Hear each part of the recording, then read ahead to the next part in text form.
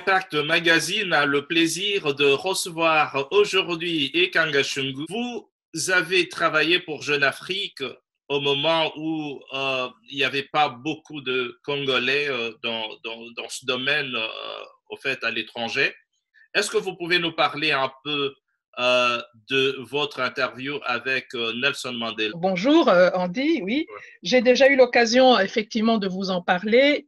Ouais. C'est vrai que à cette époque-là, il y avait très peu de journalistes congolais qui avaient une audience internationale, qui avaient la possibilité effectivement de rencontrer une personnalité de cette envergure-là. Je ne dis pas que j'étais la seule, mais c'est vrai que rencontrer Mandela était vraiment un événement assez majeur, non pas seulement pour moi, mais même pour le journal pour lequel je travaillais, donc Jeune Afrique. Ouais. Et c'est vrai que rencontrer cette personnalité qui sortait de 27 ans d'incarcération et surtout qui représentait la sortie de l'apartheid pour un pays comme l'Afrique du Sud était quand même un événement très marquant. Et moi, ce qui m'a surtout impressionné, c'est ce qui a suivi cette sortie. Ça a été la mise en place de leur commission de pardon et de réconciliation qui a permis quelque part aux Africains du Sud de percer quelque part l'abcès. Bon, ça n'a pas toujours été très bien accueilli ni par la communauté noire, ni par les Européens, parce que bon, il y avait quand même le dossier était très lourd, quoi. Le contentieux était très important. Mais je crois que dans un contexte comme celui-là, on a vu ça aussi au Rwanda, il est important de mettre un nom sur les souffrances ou sur les préjudices subis par certaines populations. Et ça, c'est vraiment quelque chose qui, moi, m'a profondément impressionné parce que je crois que c'est comme dans toutes les familles, c'est comme dans toutes les situations dans la vie. Il y a effectivement une période de résilience où effectivement on essaye de vivre avec une certaine forme de souffrance. Là, je parle des populations noires sud-africaines, mais il est très important d'être quelque part reconnu comme victime ou bien être reconnu comme ayant subi un préjudice et de savoir mettre un nom sur cette souffrance-là et puis surtout être en face des personnes qui ont occasionné cette situation difficile et que ces personnes vous reconnaissent comme victime et reconnaissent que vous avez subi un préjudice. Ça, c'est quelque chose qui est très important. Donc, moi, j'ai l'impression que ces pays-là, malgré toutes les difficultés qu'on continue à rencontrer, parce que les problèmes n'ont pas été réglés comme un coup de baguette magique, mais ça a quand même libéré la parole, ça a libéré beaucoup de choses dans les populations parce que ça permet d'avancer. Tant qu'on ne met pas un nom, tant qu'on ne pointe pas les problèmes que rencontrent les populations qui subissent des préjudices, on ne peut pas avancer. Alors, on aura beau ériger, effectivement, bon, il y a eu beaucoup de choses. Après, quand Mandela est arrivé, il a été, bon, c'est vrai il est devenu quand même président de la République, le premier président africain noir de l'Afrique du Sud. On avance. Il a mis en place toute une politique de réconciliation et surtout une politique qui permette aux Noirs sud-africains d'évoluer. La situation est toujours difficile, mais je crois que ce pays a avancé. Aujourd'hui, les Sud-Africains, c'est un peuple qui a quand même quelque part réussi à laisser l'apartheid derrière lui, même si les injustices perdurent, mais c'est des gens qui ne sont pas comme peuvent l'être certains autres pays dont comment dirais-je, ils ne sont plus là en train de rabâcher cette période en disant voilà, ils nous ont fait ça. C'est des gens qui avancent. C'est des gens qui ont compris la communauté noire africaine, qu'ils avaient leur place dans la société, qui travaillaient, qu'ils pouvaient avancer en tant que citoyens à part entière. C'est-à-dire que cette commission-là, à mon sens, leur a donné vraiment un statut de citoyen à part entière. Et c'est ça qui est très important, je trouve, dans ce que j'ai vu en Afrique du Sud. Les concessions faites par Nelson Mandela avec le parti au pouvoir de Frédéric de Klerk en ce temps-là ont divisé ou divisent encore les Africains aujourd'hui. Il y en a qui pensent que Mandela a vendu l'Afrique du Sud et l'Afrique par là. Est-ce que vous avez la même opinion? Mandela est un visionnaire. Mandela est quelqu'un qui savait effectivement que quand on sort, comme je vous dis, quand on sort d'un conflit ou quand on sort d'une période difficile, les sensibilités sont toujours à fleur de peau. Donc, on n'a pas le recul nécessaire pour comprendre les objectifs que poursuivait Mandela. Bon, Mandela avait un objectif très important, c'était la réconciliation. Lui, c'était la chose la plus importante. Il avait compris, il n'a pas décidé, il était hors de question de chasser les Blancs, il était hors de question de diviser davantage un pays qui sortait quand même de je ne sais pas de combien d'années d'apartheid. C'était, la volonté était de rassembler, d'unifier cette population pour que de cette unité émerge un grand pays, émerge une population qui se développe. Bon, naturellement, les Africains qui avaient subi l'apartheid auraient voulu qu'on mette les Blancs de côté et prendre toute leur part dans le développement de l'Afrique du Sud, mais c'est comme je le disais tout à l'heure, on ne peut pas se bander les yeux. Il faut, dans ce genre de situation, je crois qu'il faut rester très réaliste et se dire que, bon, voilà, on est obligé de travailler ensemble et je crois que quelque part, bon, il y a eu une espèce une forme de justice restaurative, entre guillemets, qui a quand même permis, même si elle n'était pas parfaite, qui a quand même permis d'apaiser cette population. Maintenant, il y avait quand même un grand gap entre les Blancs et les Noirs, parce que bon, les Noirs n'avaient pas eu la possibilité d'avoir accès à l'enseignement, d'avoir accès à tous les privilèges qu'avaient eu les populations européennes d'Afrique du Sud. Donc, c'est vrai qu'il y a tout un chemin qui a dû être fait qui continue à être fait pour que la communauté noire puisse effectivement retrouver le même niveau parce que dans un pays comme l'Afrique du Sud, le niveau, la qualité de l'éducation est primordiale pour avancer dans nos pays, et c'est le propre de tous les pays africains aussi. Pour avancer, on passe par l'éducation, et ça a été un des combats majeurs de Mandela, c'était de remettre chaque Sud-Africains qui n'avaient pas eu la chance d'avoir accès à l'éducation, de les remettre sur la voie de l'enseignement, de s'approprier des connaissances, parce que sans éducation, on ne peut pas avancer. Et je crois que tant que l'équilibre ne se sera pas fait à ce niveau-là en Afrique du Sud, bon, il y aura toujours des conflits. Mais je crois que quand on observe quand même ce qui se passe pour le moment, la communauté noire d'Afrique du Sud, on voit que la pauvreté a quand même reculé, l'éducation, comme je le disais, a évolué, donc ce qui permet quand même, je crois, on avance vers un rééquilibrage. Il y aura toujours des dissensions, il y aura toujours des problèmes, mais ce n'est plus l'Afrique du Sud qu'on a connue à la libération de Mandela. Aujourd'hui, quand même, c'est un pays où les Noirs, je crois, ont leur place. Moi, ça, c'est mon point de vue. Donc, ça n'engage que moi, ce que je dis là. La beauté de ce travail que vous faites, il vous a permis, en ce temps où le regard du monde était tourné vers l'Afrique du Sud, de rencontrer Nelson Mandela en personne. Qu'est-ce que vous avez lu en lui? Tant que Mandela n'était pas sorti de prison, les Sud-Africains présentaient cette personnalité-là comme un ancien terroriste, comme quelqu'un qui était un délinquant, quoi. Donc nous, on s'attendait à voir sortir un délinquant, mais une personnalité. Bon, il était avocat, un avocat qui allait repartir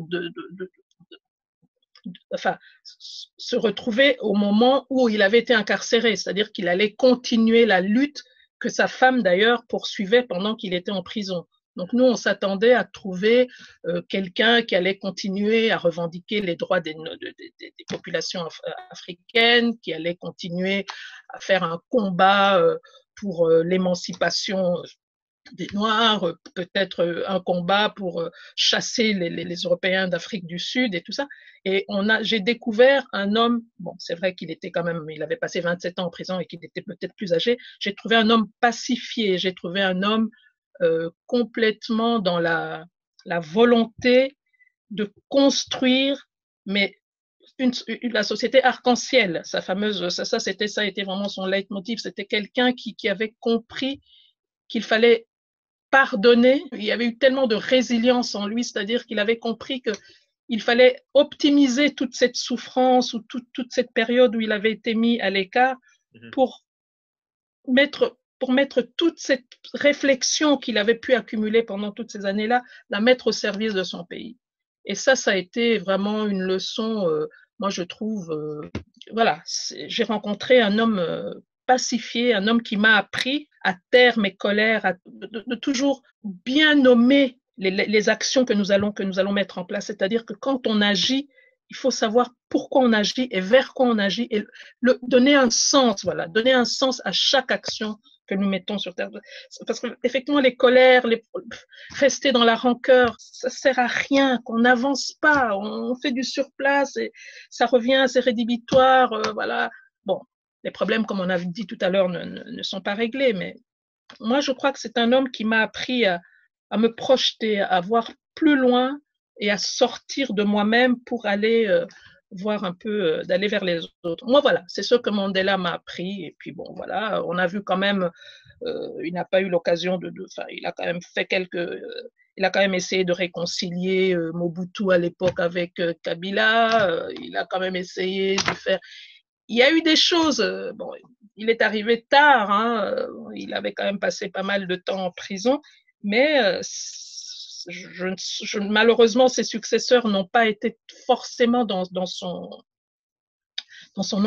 héritage, mais je crois que le personnage Mandela nous oblige à nous projeter au-delà de nous-mêmes et au-delà de nos frustrations et au-delà de nos petites querelles intestines.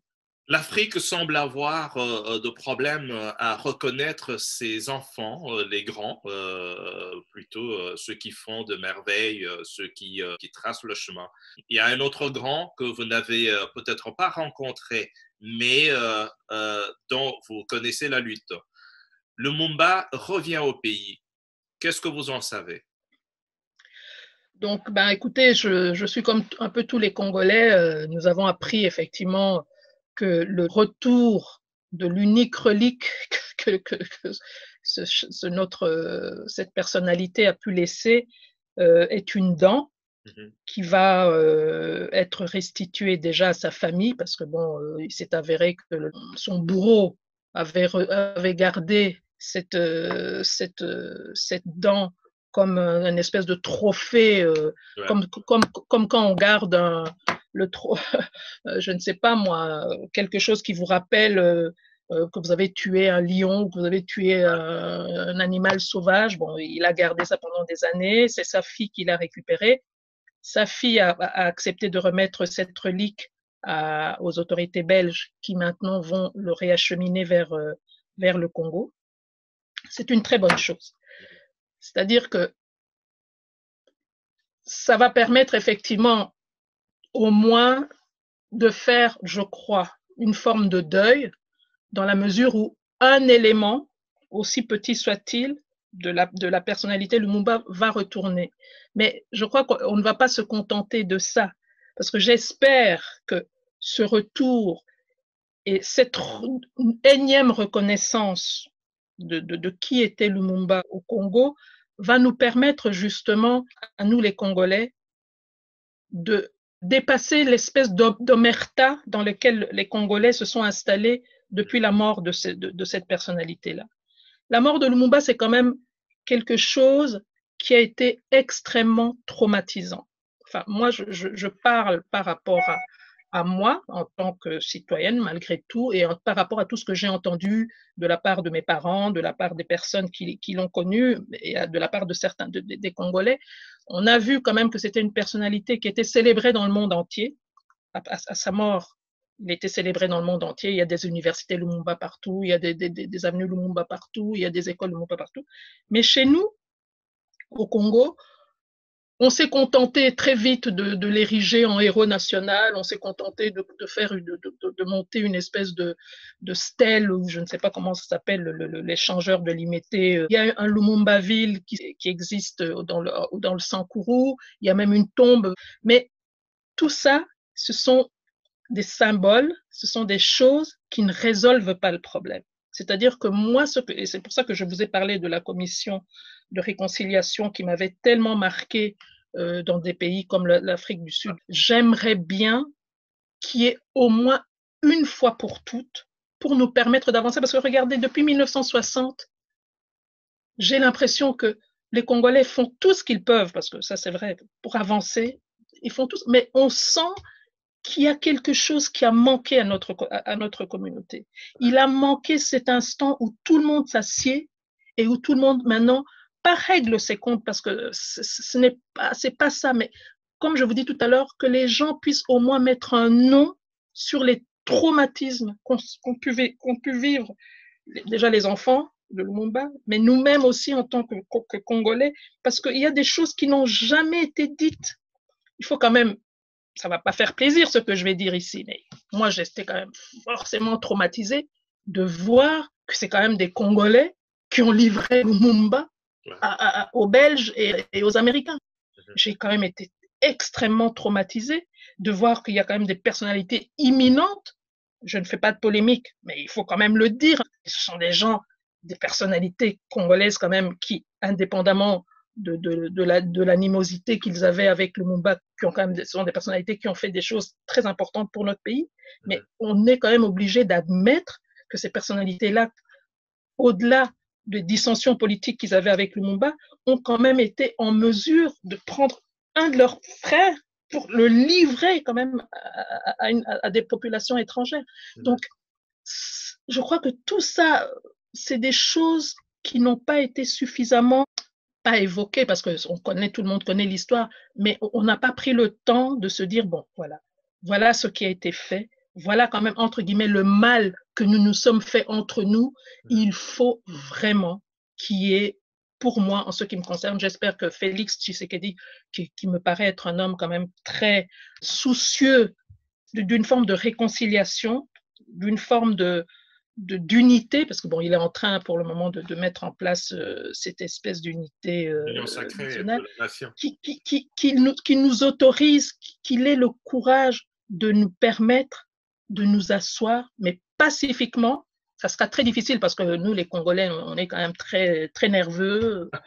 Et quand le tribalisme vient se mettre là-dedans et voilà, c'est très compliqué. Mais il va falloir un jour qu'on s'asseye et qu'on se dise, bon voilà, pardonnons-nous, que sinon on n'avancera pas. Que tant qu'on n'aura pas fait ce travail, c'est comme dans une famille, tant qu'il n'y aura pas eu cette espèce de conseil de famille pour dire, bon voilà, reconnaissons que ça nous a fait mal, reconnaissons le mal qui a été fait, reconnaissons tout ça, et ça nous permettra d'avancer.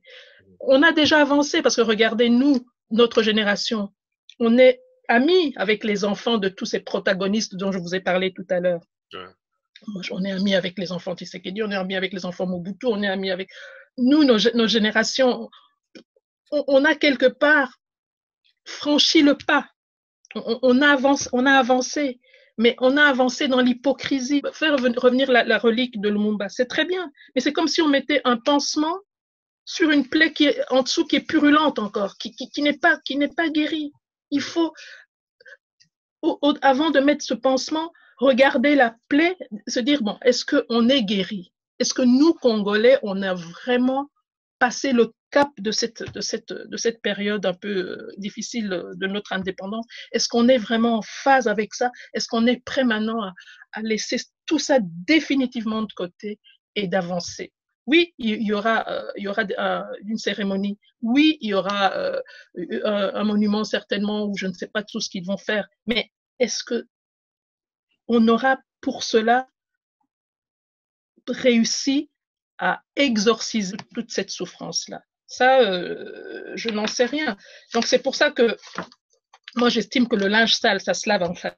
famille. Il va falloir, moi j'aimerais bien, je le répète, une commission un peu comme ça de réconciliation où les choses se disent, où ça risque de faire mal, ça risque de provoquer peut-être des problèmes, mais il faut le faire parce qu'on n'a jamais fait ça en République du Congo. Il avait ses défauts aussi, hein. C'était une personnalité quand même qui était sanguin, qui avait une vision, qui avait des, des ambitions qui étaient peut-être trop tôt pour un pays comme le Congo, mais il faut vraiment qu'on retrouve une espèce de cohérence, et je fais confiance à notre président actuel pour essayer de nous poser et nous permettre d'avancer. Parce que moi, j'estime que pour le moment, on est là, on s'agite, on fait un peu semblant, mais il n'y a pas cette véritable cohésion qui est vraiment nécessaire à notre pays. Ça, c'est mon sentiment. Pourquoi pensez-vous que Lumumba soit si incompris en ce temps-là où on sortait de l'indépendance, il n'y avait pas beaucoup d'intellectuels, mais on sent qu'il était trop avancé. Un miracle, cet homme, parce que c'est un autodidacte. C'est quelqu'un qui a tout appris de lui-même dans les livres. Je ne sais pas, il a découvert la lecture. C'est quelqu'un qui s'est jeté à fond perdu dans la lecture, qui a lu l'histoire des grands stratèges, des grands politiciens, qui s'est nourri de tout ce qu'il lisait et qui, quelque part, malgré son manque d'éducation, parce que c'est quelqu'un, comme je vous le dis, qui s'est construit tout seul, mais c'est quelqu'un qui a eu la faculté de comprendre que cette colonisation, c'était quelque chose c'était abominable, quoi. On ne pouvait pas continuer à vivre avec des gens, parce qu'on parlait d'apartheid en Afrique du Sud, mais chez nous, c'était un apartheid qui n'était pas nommé, mais on vivait quand même dans l'apartheid. Moi, je me rappelle mes parents qui nous parlaient de gens comment on les appelait, les évolués, des personnes, je ne sais pas comment. C'est des gens quand même qui, pendant des années, ne nous ont pas mis, nous, les Africains, à notre place. Et je crois que la volonté de Lumumba, c'était vraiment de rendre aux Congolais sa dignité, de rendre aux Congolais sa vraie liberté. Mais la liberté, c'est pas, quand on parle de liberté, c'est pas simplement la liberté physique, c'est la liberté mentale. C'est réussir à associer le fait qu'on est des individus, qu'on est des citoyens et qu'on est membre à part entière et membre respecté de notre propre commune, de notre propre pays, que le destin de notre pays est dans nos mains et que c'est nous qui sommes responsables de l'avenir de notre pays. Il l'a dit de manière très brutale aux Belges, c'est vrai. Donc eux, ils ont certainement, parce que moi je crois que dans cette histoire-là, les Européens, les Belges comme les Américains, ils ont fait preuve d'un peu de, comment dirais-je, de susceptibilité. Parce que si eux, ils avaient été à notre place, qu'est-ce qu'ils auraient fait? Parce que c'est ça parfois que je me dis, mais enfin, ces gens, ils comprenaient pas que les Congolais, avec les gens comme Lumumba, étaient arrivés à un stade où ils étaient prêts à prendre les choses en main. L'erreur qui a été faite, c'est que on prenait les choses en main, mais il fallait quand même que ceux qui avaient quand même, entre guillemets, dirigé ce pays pendant presque une centaine d'années, il ne fallait pas qu'ils s'en aillent aussi brutalement qu'ils sont partis. C'est-à-dire qu'il aurait fallu une période d'accompagnement pour justement faire une espèce de reprise entre les Belges et les Congolais. Parce que c'est vrai que nous laisser tout seuls aux manettes, très neuf pour nous. Tout ça est arrivé peut-être un peu brutalement. Et quand on regarde aujourd'hui le Congo de 1960 et le Congo aujourd'hui en 2020, on se rend quand même compte que l'évolution, on a évolué bien sûr, mais il y a encore tellement de problèmes qui n'ont pas été réglés. C'est bien qu'il revienne, c'est bien qu'on célèbre son retour, mais avant, reprenons possession de nous-mêmes, réfléchissons à ce qu'on va faire. la mort de cette personnalité, il faut qu'elle nous serve de leçon. Il faut pas qu'on recommence sans arrêt les erreurs du passé. Mais pour ne pas recommencer les erreurs du passé, il faut se réconcilier. Et moi, j'estime que la réconciliation entre les Congolais n'est pas encore arrivée. Oui, ça a pris du temps aux Belges de reconnaître cet assassinat. Et malheureusement, ça a pris aussi 60 ans aux Congolais de reconnaître cet homme. Donc, c'est tout ça. Voilà, on peut reprocher beaucoup de choses aux Belges, parce que c'est vrai que... Mais c'est comme je disais, dans toute famille, il faut d'abord commencer par se concentrer un peu sur soi-même et sur nos propres erreurs, nos propres traumatismes, nos propres... Parce que sinon, voilà, avancer toujours en disant oui, c'est la faute de tel, c'est la faute de tel, non, on n'avancera jamais. Il faut aussi savoir admettre nos propres responsabilités. Et chaque Congolais est responsable de l'avenir de son pays. Aujourd'hui, on est dans des sociétés où le peuple a sa part de parole, à sa part de responsabilité, et il faut qu'on lui donne la parole et il faut qu'on l'écoute. Et il faut qu'on arrive à entendre la souffrance. Moi, personnellement, bon, je ne vais pas faire du tribalisme ni rien, mais en tant que Congolaise, Tétéla, du Kasaï, voilà, moi, j'aimerais bien que quelqu'un vienne nous dire, voilà, effectivement, on vous a fait du mal, pardon, ou bien avançons. Parce que moi, c'est la question que je me suis posée. Il y a eu Kasavubu, il y a eu Mobutu, il y a eu les deux Kabila, on est maintenant avec Tshisekedi. Mais on sent bien qu'il y a tout le temps ce tiraillement. On n'a pas mis du liant, on n'a pas consolidé les bases, on n'a pas... non, on avance un peu comme ça, à l'aveugle, sans se rendre compte que chaque individu contribue à sceller un peu l'union de ce beau pays qui est le nôtre, parce qu'on a vraiment un pays, on a la chance d'être congolais. On ne se rend même pas compte parfois de la chance qu'on a. On est tellement englué dans toutes ces querelles, dans tous ces trucs, mais on ne prend pas conscience que nous, on est quand même un pays central. Je suis sûre, dans l'histoire d'Afrique, dans l'histoire du monde, on est un peuple incontournable. Et c'est quand on aura vraiment retrouvé notre propre grandeur, mais intérieure, qu'on pourra avancer. Notre diversité, qui est plutôt une richesse, ne serait-elle pas aussi en même temps un problème? C'est ça le problème.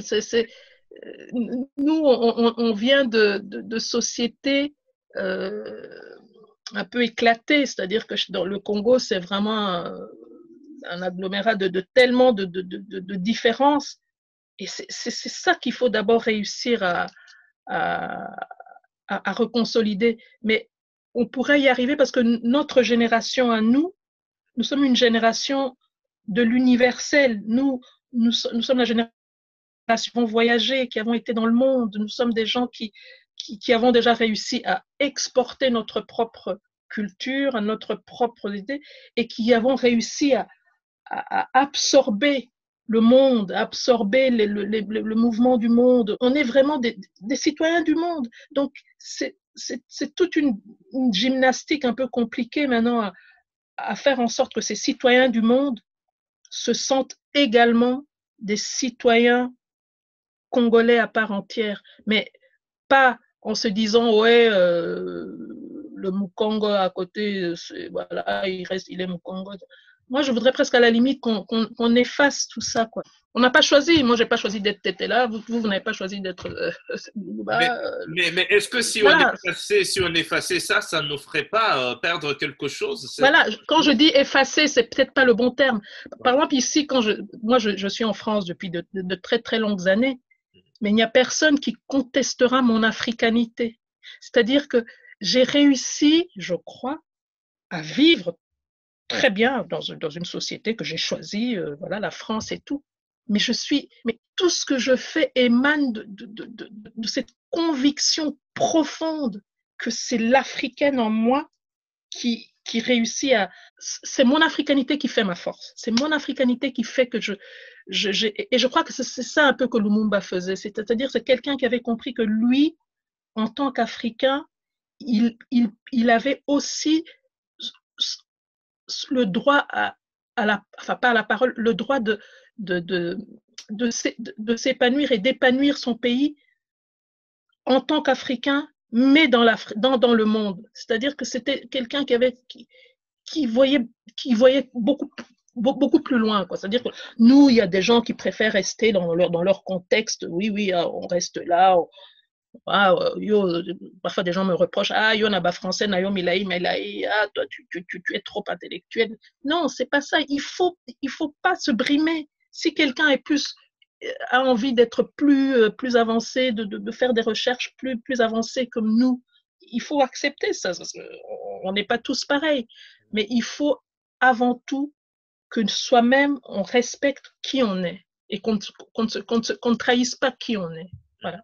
Et c'est ça qui a été l'exercice difficile et périlleux que les gens de cette époque-là ont été amenés à faire. Et Lumumba, malheureusement, il l'a fait d'une manière un peu peut-être trop brutale ou qui n'a pas été du tout comprise par ses contemporains.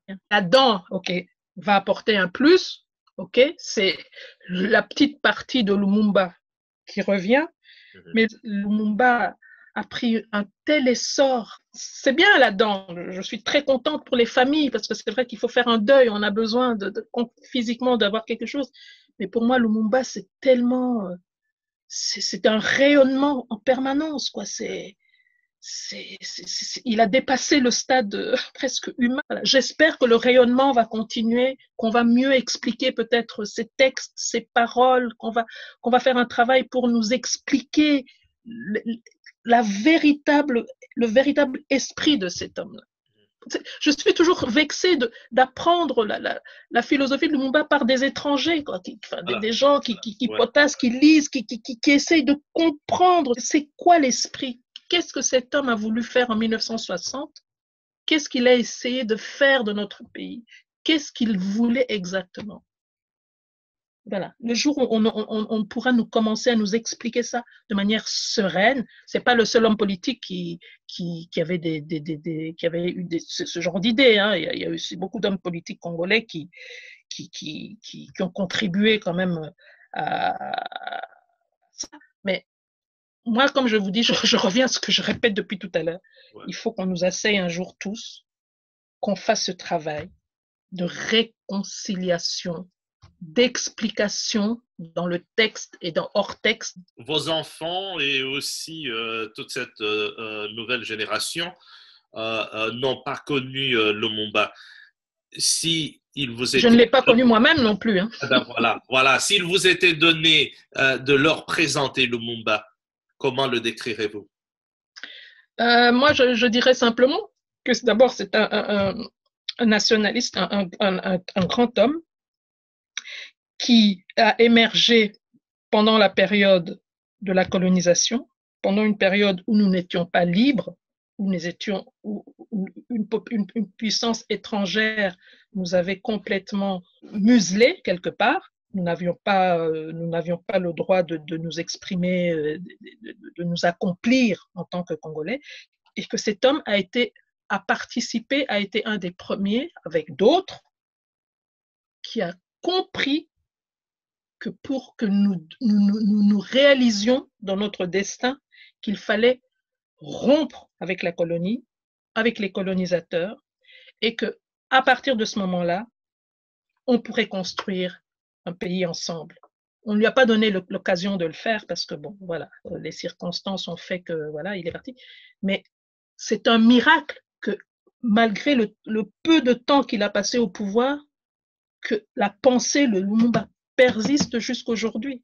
Ça veut dire qu'il avait mis les bases de quelque chose que nous devons absolument. Il est donc temps de faire entrer Lumumba dans les écoles. Dans les écoles, dans les livres, dans les mentalités. On l'aime ou on l'aime pas. Regardez des gens comme Napoléon. On aime ou on n'aime pas. Mais au moins, on sait. Aujourd'hui, on apprend, on essaye de comprendre l'esprit de cet homme, qui n'était pas parfait. Je parle de Napoléon. Mais c'est quelqu'un qui avait une vision. C'est quelqu'un qui avait réfléchi, qui avait une ambition. voilà, pour le pays. C'est ça qu'il faut que les gens, que nos générations essayent de comprendre. Quel est le véritable message de cet homme-là? Qu'est-ce qu'il voulait exactement? Qu'est-ce qui se serait passé s'il était resté, s'il avait vécu? Aurait-il été un bon président? Peut-être pas. Aurait-il été un bon premier ministre? Peut-être pas. Au fait, on ne peut pas le juger pour ce qu'il n'a pas fait. Voilà. On ne peut pas le juger, mais jugeons-le au moins, ou apprenons au moins à apprendre à connaître ce qu'il a été pendant sa courte vie. Un mythe, un homme pas très bien compris par son propre peuple, que Ekanga Shungu a essayé de nous expliquer. Merci beaucoup, Ekanga, d'avoir accepté notre invitation à Free Impact Magazine. Merci beaucoup, Andy, de m'avoir donné l'occasion de parler.